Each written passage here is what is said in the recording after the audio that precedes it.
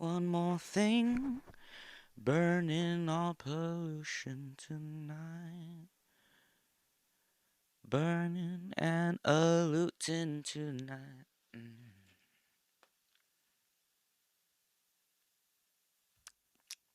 Guys, they're never gonna let down on the chapped lips allegations anymore. That's what I'm gonna be hated on for is, oh, isn't that the guy with the fucking chapped ass lips? Bear, you mean the fucking dry ass lips guy? That guy sucks. Yes, sir. Alright, guys. I'm getting blown up already. I gotta turn off them fucking notifications, buddy. Do not disturb. Y'all ain't gonna hear from me for another fucking hour, alright? And you'll know why. We got Fry as the guest. I'm gonna abduct him again. I just did this already. He's tired of my shit. Yes, this man is responsible for all of the racist stuff that gets said on this podcast. Yes, he's very racist, but I love him, which is what you should do to the people you love if they're racist. Just be like, come on, dude. Ladies and gentlemen, welcome to the Backyard Show. My name is Barry Montoya. You might recognize me from such videos as the Caligari sisters try open mic comedy. You might also have seen me on the Legion of Skanks. Well, you heard my voice on the Legion of Skanks. They didn't show me, but they were talking about me. And they did show a picture of me with Zhao Ying on there, so. But yeah, guys, I can't. I'm not going to talk about it. I'm not. Because, I mean, I said what needs to be said, and I noticed, you know, the the first 3 videos that I made, a lot of people resonated with that. And I'm honestly glad that there is people to record it and re-upload it because I mean, I was kind of proud of it. Like I said what I said. I didn't mean to say it the way I said it, but I'm not going to take back any of it because the rest of the world of people kind of agree. So, especially Australia, dude. Holy shit. I didn't think Australia was going to have this much love for me, but god damn it, I love it, dude. A comedian by the name of Lou Spears made a whole video, a really good in-depth video of a comedian's perspective. Let me say a working comedian's perspective.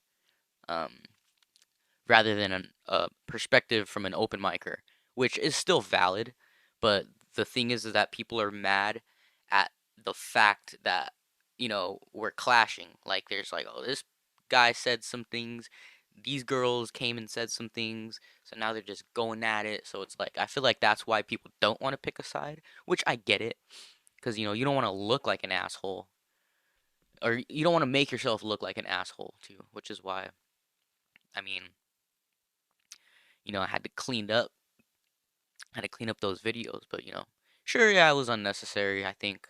I really do. I mean, it had just happened the night before, and I think that was the same day where I just didn't sleep. So, yeah. Yeah, it was the day the day after we started getting review bombed and doxxed, and I'm like, "What the fuck is this?" And I was just in a rabbit hole just all night, just scrolling through everything. Like, damn, they're fucking toasting us right now, dude. And then I think around 5 in the morning is when Zhao Ying posted that video. I was like, oh shit, I'm not the only one that can't sleep. Um, and I think, okay, there we go. I think and our manager, she had brought it up, you know, where at first it was like, yo, you guys, not cool. And that's when I had to come in and be like, okay, first of all, the disrespect happened on their end first. So, I should have taken that as a sign to just be like, because okay, anybody that's ever hosted an open mic, obviously, it's not uncommon for some crazy guy to come in or some crazy lady and, they don't know what the process is to get up on stage and to sign up, let alone write material, because there's so much factors that go into like stand-up comedy that actually makes it work. So, they just kind of just did everything. They showed up, they did everything wrong. They showed up essentially unprepared. I mean, I know they wrote jokes, but like, come on, dude. I've heard better jokes at a dive bar. I've heard better attempts at comedy at a dive bar than I've ever experienced that.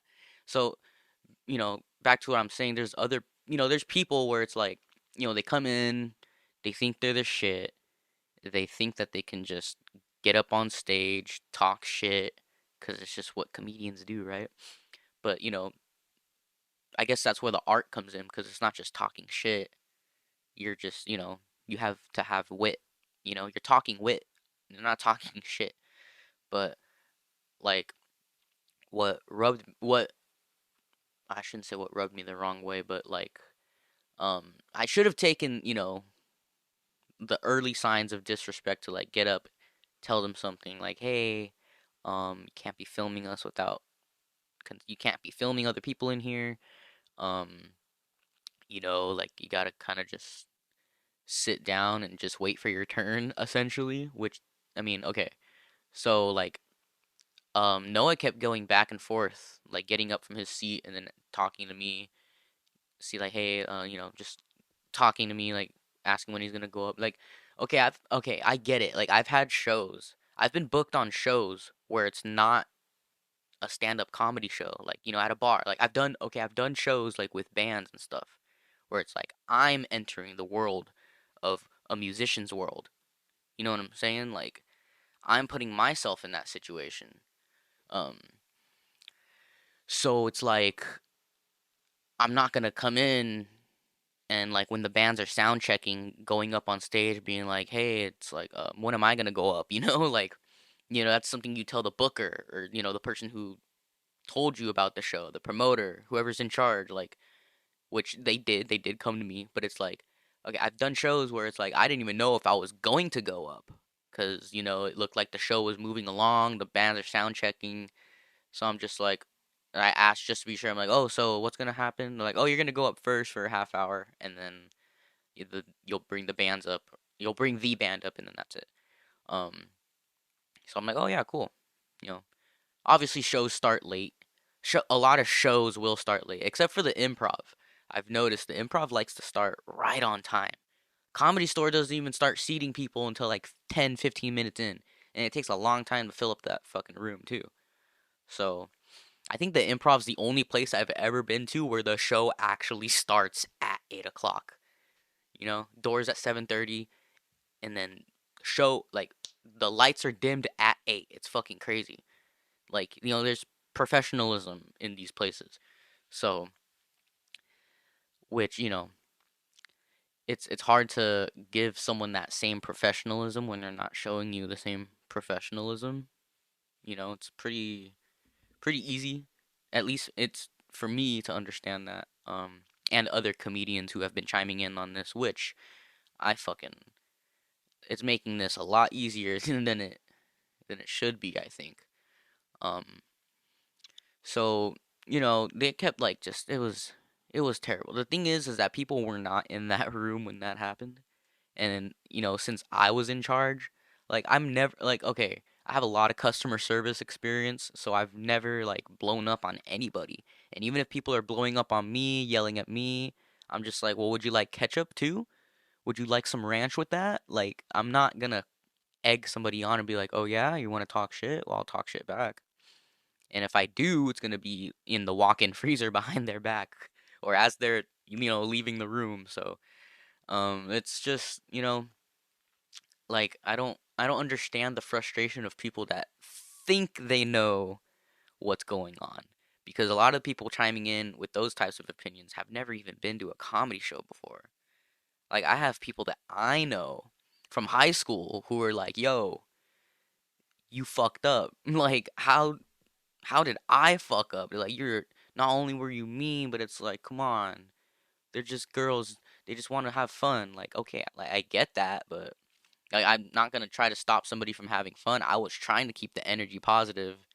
It was after the disrespect started, like the verbal disrespect, where I was just like, all right, I kind of don't care. I'm gonna get them up so they can get out of here, so we can go back to business as usual. But yeah, a lot of people just don't understand that, like the energy. Okay, comedians understand this completely.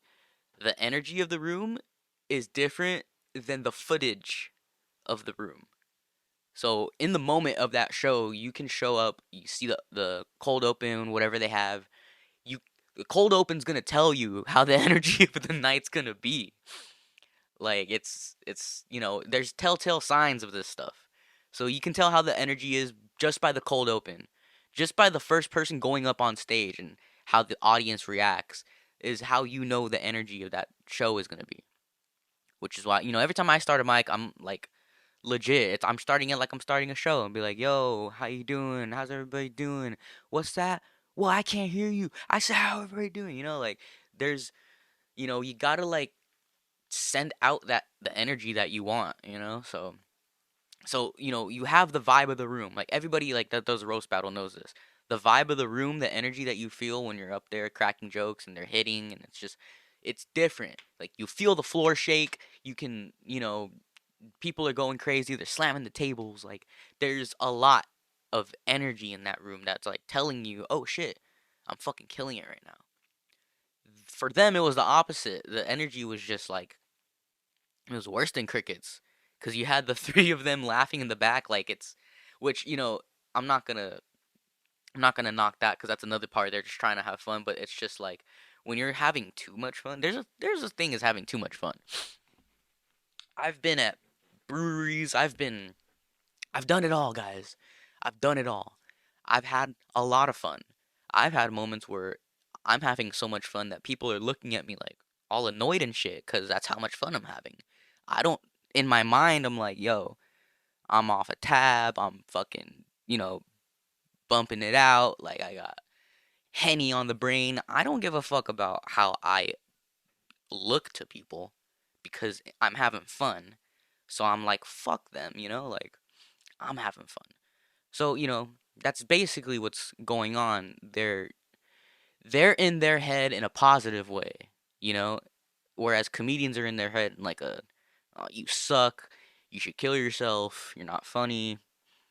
Why are you doing this to yourself?" There's it's the same type of in my headness that, happens in those types of situations. And I'll be honest, I like how Sunday was just like being honest. She's like, I do not want to be on stage now. Like, I think Sunday is actually the voice of reasoning between the three of them. They all have their own roles essentially. I'm not gonna get mean again. Like, yeah, that's out there already. Whatever. If you want to find it, it's there. There's some stuff that they cut out though. I'll be honest. There is a couple things I said in there that were actually very funny and not as mean spirited. So, um, but you can't take me seriously. Really, it's like, yeah, I know it's a bad look. It's a bad look, but like I've never. I'm an open micer from Southern California. I don't have fucking public relations skills. I don't have the skills to talk to the press. Like I had the opportunity to talk to the news once before, like a long time ago, and I was just gonna fucking act a fool. I was gonna be like fucking like that one lady, fucking, "Oh Jesus Lord, there's a fire."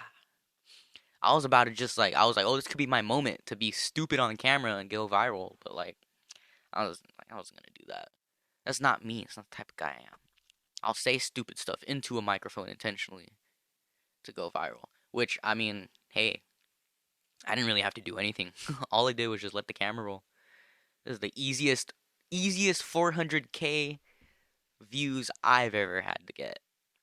I've never had to work less for the amount of like support and traction I've been getting. But that's neither not to brag, not here or there. I don't want to brag. I don't want to be an an open micer like that.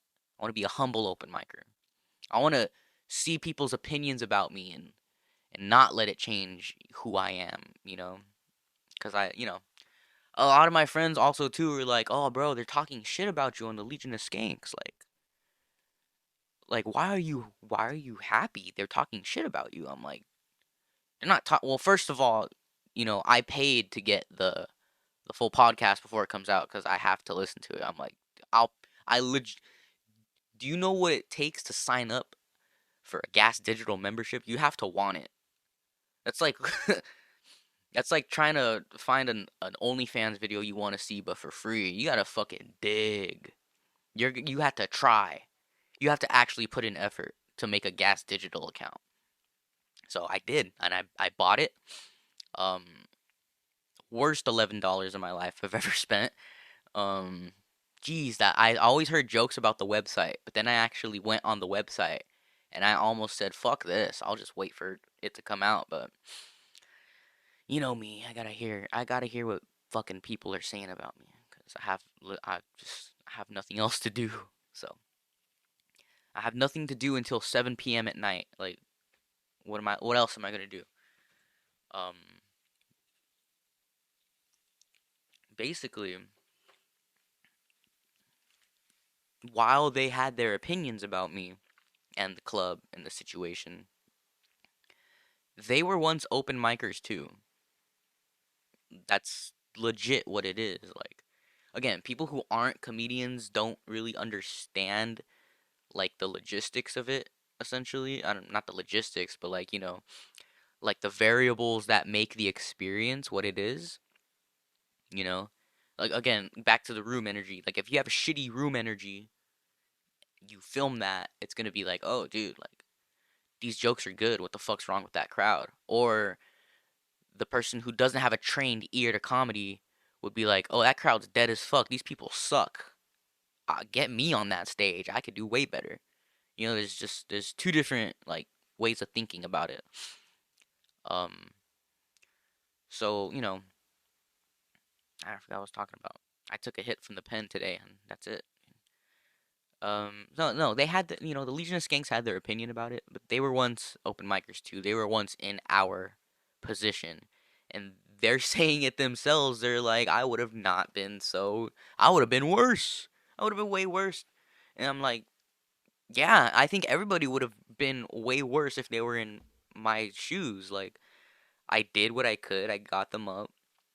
You know, I legit, when they left, I'm like, I'm sorry you had a I'm sorry that you felt the way you feel right now, but hey, I'm glad that you had a great time though, which they emphasized. They emphasized that they had a great time, which I emphasized that I'm happy that they were able to have a good time at our club, which they said.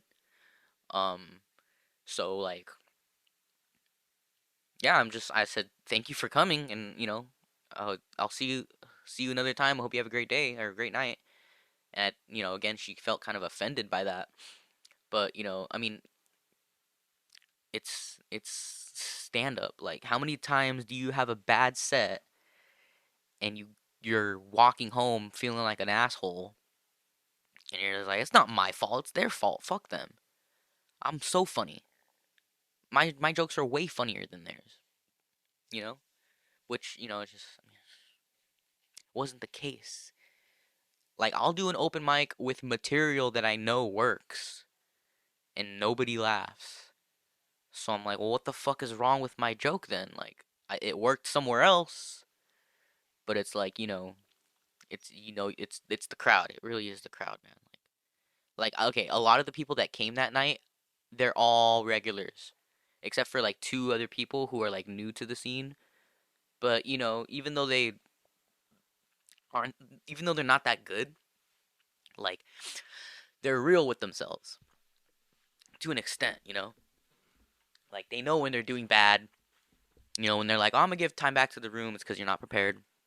It's because you don't have enough material. You're not ready to like take ideas from the page to the stage. Shout out Mark Norman. Comedy. Um, so it's like, there's again, there's so many variables that go into this that not the normal individual is not thinking of. It's stuff that you learn over time, like when you talk game to people, it shows how invested they're in to what they do and also like the progress, but like how real they are with themselves. When like I've hung out with so many, I guess open micers where it's like they don't like to talk, and I'll go to a show sometimes with people, and I just, I'm in the green room chilling. I'm not trying to talk to people, trying to focus on, whatever it is, but that's like I was new at the time. Like I didn't know these people like I do now. So I can shoot the shit with somebody in the green room now because it's like I'm not, oh, I know this person. They know me. Like, I could talk shit. We can shoot the shit, you know. It's like you can't just waltz into someone's green room and be like, "What's up, fuckers? Hey, what's up? You're fat. What's up? You're short. Hey, let's take a shot, fool." It's like there's etiquette anywhere that you go. You don't just walk into somebody's dojo and be like, "Who's the coach? I'm gonna fuck you up.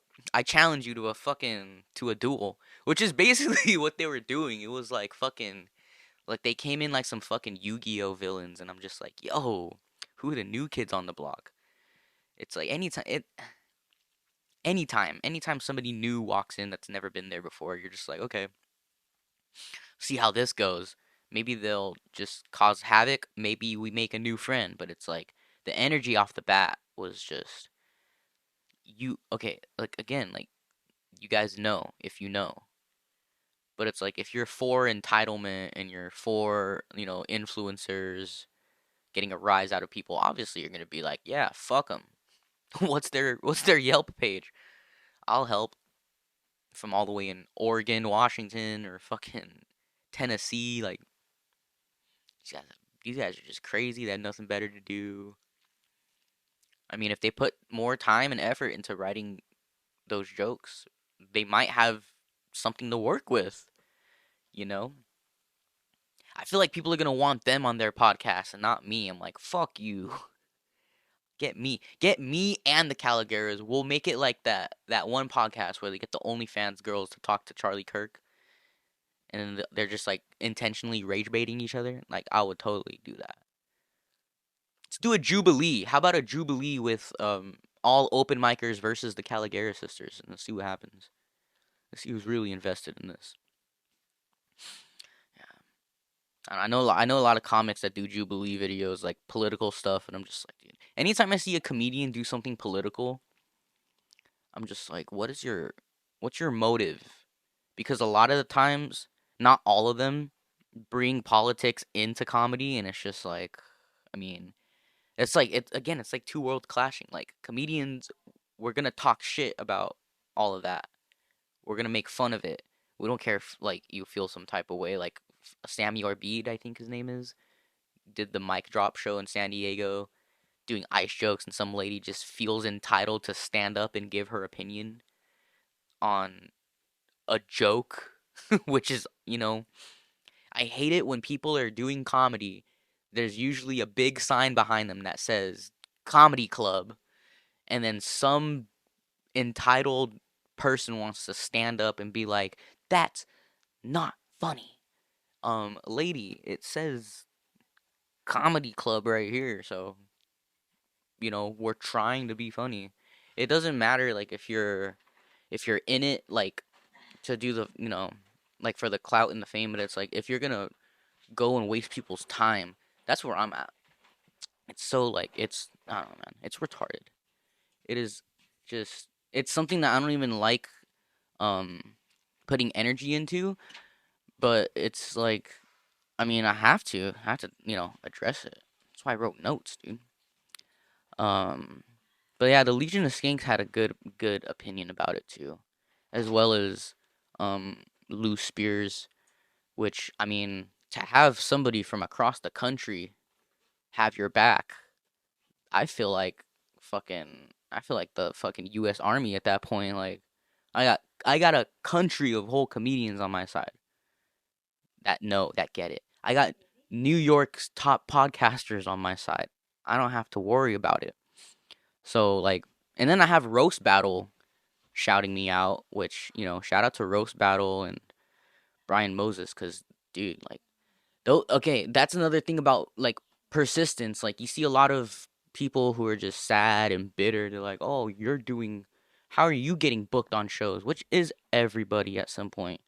You know, you see people getting cool stuff, you see people getting opportunities, maybe a brand deal, and you're just like, but I'm cooler than that. I'm funnier than him. But it's like they put in more work, they put their face out there more, they actually give a damn about who they're performing for and who they're representing, which is why like I'm not gonna quit, take myself off the host list. Like, I'm part of this shit.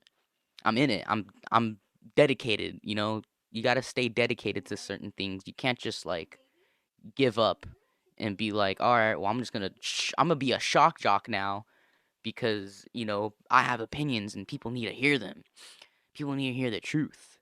It's like there's there's there's so many variables, and I feel like I'm running out of steam right there, but like, you know, Roast Battle built a foundation, and it's a strong foundation based off of let's write roast jokes about each other and just, whoever's better wins. The better joke writer is the winner of roast battle. Whoever has the best delivery, whoever has the best jokes, which I know a lot of people argue it's not how it is anymore. I mean, I get it. I really do. But I feel like that's why a lot of people who were doing roast battle regularly don't do it anymore, because it's just like, well, what's the point in like having like recycled content, where it's just like, but another thing about that, it's like, not to like go on so many tangents, but like Ralphie May, he's done roast battle, but it's like he also said in his his comedy masterclass video where it's like somebody can do a joke about the same premise. There's only so many premises and there's only so many ways to skin the horse, because you can either beat the horse to death or you can get creative with it. It's like there's only so many things. Like, I can't. There's some premises that you can't do because some people just do them better. And anytime you do, like, if you're gonna do a bit about Philly and like the Rocky statue, like that's that's hack. Bill Burr did it already. Like, there's so many comedians that have already done something enough. But there's jokes where it's like I'll be thinking about. So I have jokes that I'll be thinking about or I've said since I was like in middle school, and then I hear somebody do it on stage, and I'm like, "Fuck! I wanted like how it never hit me, like I should have done that, or I should have said this joke the way that this guy does it." Or sometimes you have a joke and it's like parallel thought, and this guy has a better angle than you do, or this guy has a better act out than you do. This is just you know, there's the joke is there for everybody to do and everybody to take, and it's like if somebody does it, then they're just quicker than you, they're wittier than you, they have a better work ethic, you know. It's like, oh, he stole my idea. It's like, no, he's just better at getting his ideas out there because he believes in himself more and he pushes himself to do something that most people would just be like, what's on TV? Like what can I watch for 10 hours today and then talk about it at the next um dinner or something. I don't know. It's just there's two types of people in this game, guys. There's the real people, real comedians who are doing this every night despite what they have going on in life. We miss a lot of birthdays, we miss a lot of, events. We would rather choose to do stand up than to go to like someone's wedding. Like, what the fuck? Like, unless it's like a close friend or honestly, like, just comedians. Honestly, like, once you become a real comedian, like, your friends and family are actual comedians, dude. It's like, that's just what it is, you know? And then if your family decides to join in on it, that's their thing, So I don't like force my friends to come to my shows. I don't force my family to come to my shows because that's obviously not what they wanted. That's not the world they're in, unless it is the world that you're in. Like, I mean, I have friends who are fans of comedy, who I'm like, oh, they'll totally come to my shows, and I hit them up because they want to come, you know. Um, so it's just like, okay, you have the real comedians, and then you have people who are just like chasing those moments of like fame and clout and just like bragging rights, which I mean, it's okay to have that, but at the end of the day, you have to learn that there's just not a lot of avenues unless you want to be an influencer, unless you want to be on TikTok, which is okay. I know a lot of influencers who are actually like really cool and I'm interested in their stuff, and they talk about real things, like they have a heart, they have a soul, they have, there's a lot of things about them that separates them from the people who, just wear meta glasses, talk shit to the security, and then get mad when they kick him out the store. And then you got thousands of people being like, "Oh, I know what security branch he works for. Let's go harass him. Send him death threats. Let's send him his home address so we can make him fear for his life." Like like it's it it's so dumb. And it's like, we're not making this shit up. We got screenshots. We got people, actually posting that shit. People like, "Oh, where?" Go to their fucking profiles, dude. Reach out. How about that? How about you establish a connection with a person instead of a profile, you know? And that's another thing that I love about this is like people trying to get in on the clout, but they're not pushing numbers like we are, honestly. Because I know they're watching, they're clicking because I mean, being jealous is the first part of it, but they also just like, they want to have leverage on a situation that they can't control. I can't control the amount of people who are bombarding me with hate and, doxing me and telling me to kill myself, telling me racial shit. Like, I mean, I could clock it. I can just block a report. Like, that's really all you got to do. But it's like at some point, you can't control the amount of hate that you get, but you can't control the amount of love that you get either.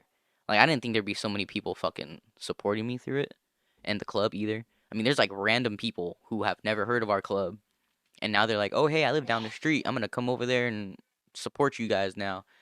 So it's just like, okay, like, there's so many positives, but it's like you have to learn how to see the positives to understand that it's not as a big deal as it is. This shit happens every day, which is why they're doing, I can't say it. I can't. I don't want to ruin the surprise. Um, Plus it's just like, yeah, people just don't people are so like glued to their screen that they don't realize that there's real emotion, there's real, you know, like there's real compassion out there and like real like empathy. People talk about empathy, people talk about, oh, like this guy doesn't have empathy. It's like you don't fucking know what goes on. Well, you don't know what their conflicts are in life, you know? You don't know like if they have like a if they come from a terrible home or a terrible upbringing, and they're just like just they have certain opinions and certain viewpoints about things that might seem harsh or unfavorable. you know People get upset when they hear something that resonates with them, that makes them kind of attack themselves because they don't feel the need to like improve. They just feel the need to like put that on someone, because it's not their fault. Yeah, I mean, there's certain things that really aren't your fault, again, that you have no control over. But like, I think it's just a lot of open micers want to have control over a lot of things that they can't control. Like, I can't control, what Booker thinks I'm funny. I can't control whether like a comedian that I like thinks I'm funny. I can't control if they think I'm funny and I don't. So how many times do comedians get brought up on stage and you're like, "Oh, this next guy is a very funny guy. Give it up for him." And then you get up and you're like, I don't know what you heard of that about." It's like it's either you take the compliment or you don't. And I mean, most comedians don't like compliments. Most people I know don't like compliments. I choose who I compliment because I know some people just they can't handle the love and they'll take it out. They have to just take it out on somebody. Like how dare you? How dare you like something about me that I don't like? So dumb. But yeah, I mean, you guys aren't gonna cash in on this. The peak of it is over. It's only up from here now. So if you didn't get 100,000 views on your reel, or if your profile still hasn't hit 400,000 views in the last 30 days, almost pushing 5,000, but who's counting? If your profile doesn't have those numbers, it's not gonna happen. You gotta find something else. You gotta find something else to jump on. You know, maybe you can jump on a maybe you could jump on a live stream somewhere. I don't know. That's enough of that. I've been having so much fun doing comedy. Even I hosted another mic last night at the club, man. It was just the energy just sucks. I get it. I get it, guys. Open mic energy sucks. And you can't really you know, you can't change it. There's some mics that are better than none. Some mics have good energy. It's just the people that go there, the people. And I didn't think about this because I guess I'd been taking myself really seriously, but o- open mics aren't really it's not gonna make or break your career because open mics are always there. If your career bombs, if you're banned from every single club, then you can just do an open mic, and you're still doing comedy. You know, sure, you're not getting up in front of bookers, you're not getting up in front of comedians that you like, or maybe you're just getting up in front of. I mean, there's sometimes a veteran drops in. I mean, Damon Wayans Jr. comes to our club all the time. Um, all the door people at the comedy store come to our open mics every now and then, and I'll always get them up. I don't care if it's 12:20 in the morning. Get up there. Give me $10 and get up there, cause stage time it's not only the lifeline of a comedian, but it's like it keeps you relevant. It keeps you active. Like obviously, if you've never lifted a weight in your life, use it or lose it. Your brains. I mean, I think some people's brains are probably going faster than their bodies do. But I mean, the brain is pretty resilient. Apparently, you still have brain activity even after you're dead for like a little bit. But if you don't use those muscles, you're gonna lose it. So it's like you're in constant emotional pain, because you're not flexing that muscle. And then it's just like, who do you blame? Do you blame the gym? Do you blame the gym for not having muscles or not, losing weight or building muscle? Do you blame the trainer? Who do you blame at that point? It's the work that you're putting in. You gotta blame yourself first before you blame anybody else. But, they'll get it eventually. They're only 18, 19, 22. I get it. When I was, oh, when I was 22, I was doing some unfavorable, dumb shit. I've DM'd countless embarrassing things. Nothing like no dick pics or anything like that. I have class. I only do that after the second date. That's right. You know. But it's like, I've done some unfavorable shit, I mean, I'm not gonna talk about it publicly. I'll talk about it to the people who I've affected when the time is right. I'm not gonna do it on stage or, I'm not gonna make a public apology and make it weird and awkward because people don't deserve that. But, people deserve respect always. It's like, respect it's a two-way street. It's not a one-way road. It's not. And if you have to think about what that means, then, go take a drive. Go take a drive. You'll see what I mean. Just go drive. Go drive somewhere. You'll run into some assholes, and then it's your job to be like, fuck 'em, let them pass. What are you gonna do? Fucking honk the horn for 10 seconds straight, and then they're like, well, fuck you. You're the jackass. Shut up.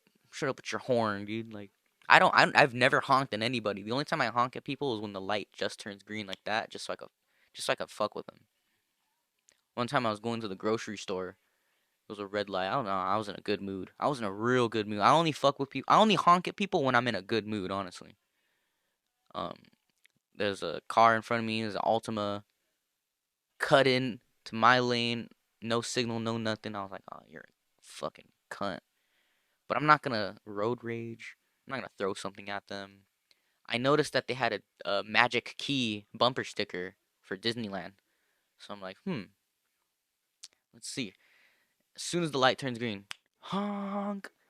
And I swear to God, I don't know if you've ever seen Kermit freak the fuck out.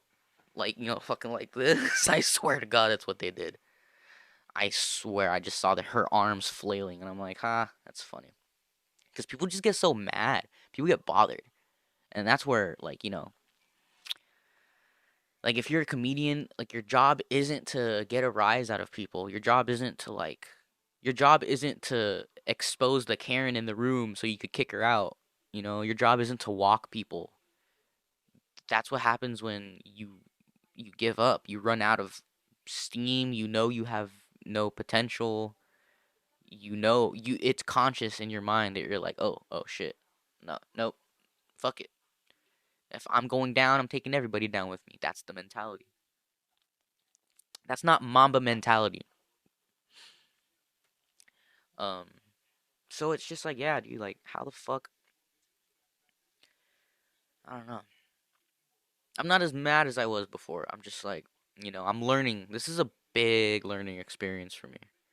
Because again, like, yeah, I've been canceled or whatever. Like, and when I was playing in a band, I had people trying to, hit up bookers saying not to book me. Like, just people making rumors and running with it. And I'm just like, all right, I don't care. I still know how good I am at playing guitar. It's not gonna stop me. It's a bump in the road, yeah, but it's like, how am I gonna give up? Like, I'm not gonna just quit. Like again, people from high school telling me you should quit.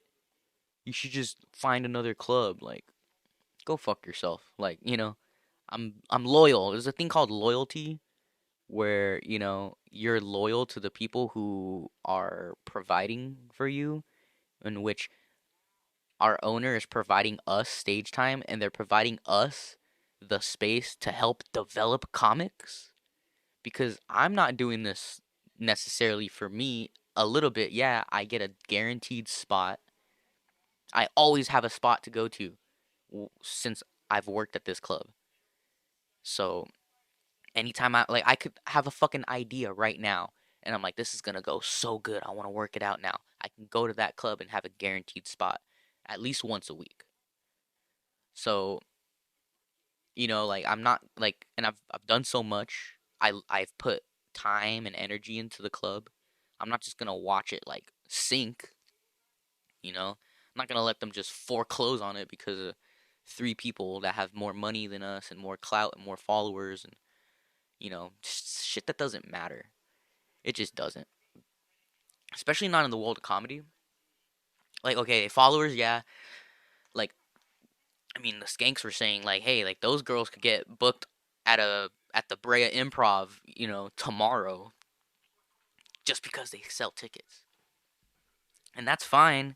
It's like the bringer shows. It's like, why would I hit up this open micer when I can hit up this guy who's on TikTok and does food reviews, but he has fans who will buy tickets. I'm gonna hit up the food review guy instead of fucking like this guy who just plays dive bars all the time. And it's like, how can you even trust the guy that plays the dive bars? Like, what's his real motive? Is he just there to drink and talk shit? Is he there to make a career? Is he there to just get better, to be a good stand-up, which it takes years and years to develop a good act and to be good at it. But it's not just like, oh, like it's not like you could just be mediocre. Well, you're gonna be mediocre, like, but it's not like you can hold on to that. I think there's a point in time where it's like, okay, you're either comfortable with being mediocre. You're like, you know what? I get up at the fucking I get up at this bar every Monday. I got people here who I've seen for a long. I got friends here. I got there's drinks. Just there's an atmosphere. There's a certain atmosphere here that's not like a comedy club. Because if you're at a comedy club, it's dark, it's quiet. You had to like sit still. You know, you can't be laughing like a fucking like an asshole or a hyena. Like because people are just like, what the fuck is this guy's problem about? Like there's etiquette. There's unwritten rules, dude. Like with the dive bar, it's like, dude, yeah, somebody's gonna get into a fist fight. Somebody's gonna break a bottle over someone's head. Someone's gonna take someone's lady home with them, and somebody's gonna just. It's some people are just there to drink and kill themselves slowly. So it's the atmosphere that certain people are attracted to. I'm attracted to small clubs with a tight space, low ceilings. Like if I could work out at the improv, at the lab at the improv, I mean, I would. If I could choose to work at like the Fourth Wall Cafe on Hollywood, I would totally do that. If I could do a weekly show um at the Hollywood Comedy, my own show, I'm gonna be loyal to those people. I'm not gonna fucking. It's not like you're cheating. Like cheating's a whole different thing. It's like you have to be dedicated to one man or one woman, and I mean most people can't even do that. So it's like you can't expect them to you can't expect them to like um enforce loyalty into their brain. It's like a drug addict. Like you can't just make them stop smoking meth. If you really love meth and you're just like, meth is great, I love meth, it gets me up in the morning, it helps me clean the house, my figure is perfect. I have no complaints with meth. Does get me a little psychotic. Sure, I feel like strangling people. Sure, the fucking shadow in my closet keeps growing more legs, telling me to do it. I don't know what do it means, but he's telling me to do it. Like you can't just be like, hey man, like, let's go for a walk or something. Like, hey, let's go get a smoothie. Like it's instilled in their brain that reward addiction system where it's like, like somebody could it's like when you sleep around with a bunch of people, like, but you're still like, um, you're still trying to be with one person. It's like, that's not how, I mean, you gotta walk the walk and talk the talk. You can't just be like, oh, I'm sober now. Now I just smoke weed. Like, I mean, that's what I do, but like, you're not 100% sober. You're Cali sober, whatever the fuck. Um, you know, there's, there's, uh, there's, you know, there's avenues, and you gotta kind of be dedicated to certain things. Like the reason why I don't make music is because I don't have the means of doing it. Like I can't record a vocal line in the living room and just like, I don't have a studio essentially. Like I'm not gonna like I mean, I can make it loud. Hell, if I could put the decibel meter up to zero, I fucking would. But I have neighbors, you know. I mean, I don't give a fuck. How else am I gonna get a hit album out there by not caring about what other people think about me? Not, you gotta care for the project itself. You have to see the vision and you have to water that plant every day. Which, I mean, if people were to just like work harder on blocking out the outside noise and really focus inward on, how you present yourself, where you're going, then, that's when opportunities start to come out. I feel like that's what it is. Like once you really just like stop and you're just like, what do I need to do to get to where I need to be without stepping on toes, or maybe I just gotta step on the right toes. I mean, there's some people whose toes you could step on, but it's like who do I have to bump shoulders with? Like, it's just you put yourself out there. You don't give a fuck what you know. Like yeah, I know. A lot of people say like, this isn't that funny. It's like, damn, okay. I'm not gonna be like, oh fuck you then. It's not an insult. It's just someone trying to be real with you. And if you don't agree, then you don't agree. You know, you don't have to like punch somebody for it, which is like that's another thing. It's like hacks love to fight each other. Like, how do you know you're a hack if somebody calls you a hack and then you punch them and you just try to fight them? Because it's literally just like, I'm the hack. No, you're a hack. No, you're a hack. It's like the Spider-Man meme. Like we're all just, it's. I think it's instilled in nature where it's like, it's like a defense mechanism. You either fight or flight. You know, and people are too proud to like want to run away from something and move on and just let it be. So, I mean, I know people are gonna talk about this for. I feel like I feel like by the end of February, nobody's gonna give a fuck. We're all gonna move on from it. But there's gonna be some people there who are just like, oh fuck this. People are gonna make I made a 3-part series. Some people are out here making a fucking 20-part, 1 hour series about all this shit. I'm just like, yo, it's not that. Like, if you put more time into writing material and practicing that material, you would actually get somewhere. It's not like you could just talk shit, say the Holocaust is fucking who knows, maybe the Holocaust did something positive. Like, I don't believe that. There's just, it's like open mic banter. There's like there's open mic bingo, like there's a lot of things that people do that are just bad habits. And when you develop bad habits on stage, you're going to develop a bad act. That's why there's development deals. I know people who have development deals and they're killing it. They're putting in the work and they're not doing it for the money. You don't get paid for a development deal down the line, yeah, but because the development deal is a deal for you to develop your act, who you are, so you get your face out there. You have guaranteed stage time, which is, you know, essentially what we're doing too. We have weekly shows. We have comedians who are down to, represent the club and put in the work so that they can develop their act, develop the skills.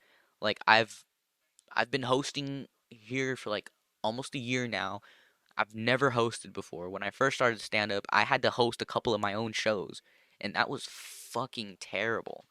I had a worse time hosting than I did actually performing, which is like, how do you, it's skills, Like, you can be a really good storyteller, get a lot of laughs, but once it comes to like doing a setup or a punchline or a misdirect or like a pun, or you're just riffing or doing an act out, like those are all skills and you have to like do it in order to learn it.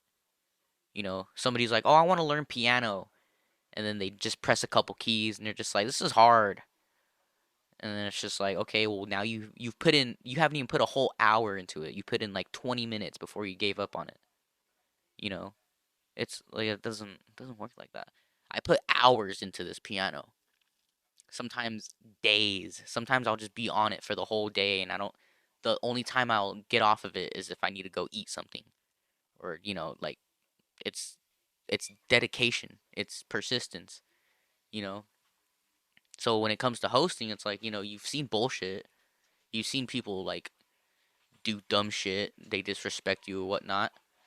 So you have to learn to like just fucking like slip, work around that shit. The amount of support is unreal, honestly. Yeah, man, it's like you gotta just, when you're a host, you see a lot of shit. You see a lot of people disrespect you. You see a lot of people who are like, they think that that they're better than the people who are signed up and paid. I've had people come in full list. This one guy was like, "Hey, man, I know you got a full list, but I have a show to do in a couple hours, and I want to run my material. Is it okay if I do that? Like, if you knew you had a show to do today, why are you just like waiting for the last minute for an opportunity? When I have a show, I will sign up for like 2 different mics before my show. And I try to keep it in the same area. If I'm doing the haha at 8 o'clock, when I wake up or even the day before, I'm anticipating going up that night, I'll book a mic at the fourth wall. Go straight from the fourth wall right over to the haha. Haha's done it like what? 10 o'clock, and then you go to the third wheel, and then you go, well, it's the zebra room now. But when they had the midnight mics, oh my God, somebody please bring back a midnight mic in Los Angeles, because those mics were cracking. Like it was, it cracked harder than Accidental Chaos. Rest in peace. But I mean, hey, like, what'd you guys expect? Fucking, at least you have a cool story to tell, right? See, I respect that more because they actually held a space for us. Where it's like the Caligari sisters, it's like one video. It's gonna get 2 million views. People are gonna forget about it. People aren't gonna forget about Accidental Chaos. You know, so hey, you guys did it. Bravo. Now, now stand down. We'll take it from here, guys. Oh.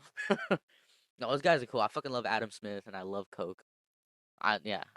Does anybody know his real fucking name? Has he never given anybody his real name, or is his? It is on his driver's license though, right? But it's fucking hell. I'm gonna miss those guys. Those guys were true party dudes. I love a good party. Anytime I reminisce, I'm always thinking about the bros when we used to party. I wrote my name on their wall, dude. Every open micer in Los Angeles has put their name on that wall. I hope they kept that because that's gonna be worth fucking like maybe $20 in the future. I don't know, but no, it's just like there's ways, there's routes, and I know I'm doing a lot of rambling, but it's just like I got a lot of heat that I want to bounce back, so but not like an asshole. I'm not gonna screen record your shit, take it out of context. You know, I'm I'm bigger than that. I want people to see for what it really is. I'm not here trying to, I'm not here trying to slang the truth, you know. I'm just talking from my point of view, my perspective, how I see things, how I feel, whether it's me being a dickhead or not, or I'm, trying to be sentimental, which I don't like doing, but hey, like I said, I'm learning a lot. Could you imagine if I if I had to talk to the press the way I did in those videos? That shit would be funny. But it's like, no, like, why? Why continue to make other people look bad when people are already getting a bad rep? That's why I'm like, when they said that we were sexually harassing them, making sexual harassing jokes, which 1,000% did not happen from any of our comedians in the club. And if you really like look at the video, like the stuff that they were saying that we said to them, they said in the video themselves.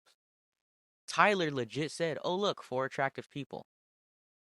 And then Demetria was like, "Oh yeah," talking about like I guess someone was trying to hit on um someone. She thinks she was trying to hit on some guy was trying to hit on her, and then also tried hitting on her sister. And then she was like, "Oh yeah, you think I'm sexy? Look at you. You're talking to my sister, and now I'm talking to you. You have a heart on, something like that." I'm just like, no, all the shit that they said that we said to them, they legit said in their own act. So like it's the stupidity. It's because people want to be right. I know people feel some certain way. Maybe,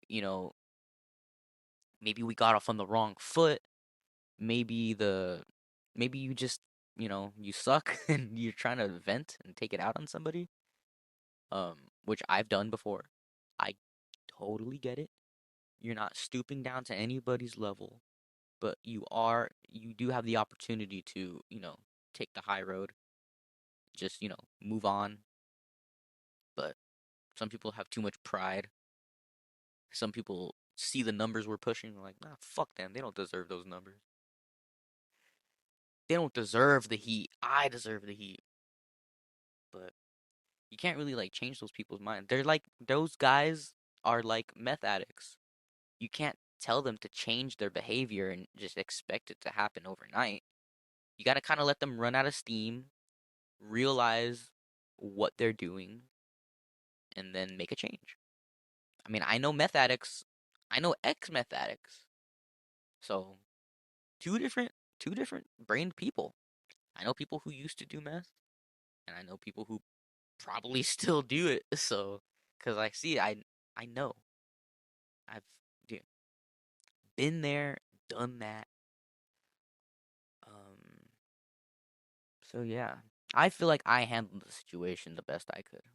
And that's another thing that kind of irks me is like people think like, I mean, I said this before, people thought that they knew what the room was like. It's like they were in the room themselves when they weren't. They just saw a camera of their perspective. Um People need to like immerse themselves.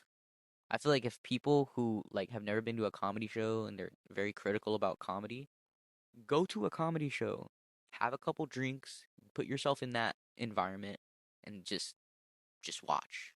Just watch. All you have to do is watch and listen because it might change your life forever, or you might feel entitled to say something during the comedian's set and be like, no, but no, like it's just like nobody in that room cares. We're here because we're broken and we want to make people laugh. We're trying to shine the light on stuff that needs to be shined on. Baby girl gets it, but yeah, man. I don't know if that's all I wanted to say. I mean, like I said, I was just kind of fucking letting it roll, but you know, shout out to the Legion of Skanks. I fucking love that podcast. Shout out to Lou Spears, bro. If I ever go to Australia, I'm going to Australia. We're linking up, dude. We gotta link up. All the Australian comics. I love Australian comics. James McCann is so fucking funny. There's a lot of Australian roast battlers too. I'm like, damn, dude, they need to come to LA. Come to fucking LA or New York and just duke it out, man. Ooh, well, yeah, that's it. That's all I wanted to say.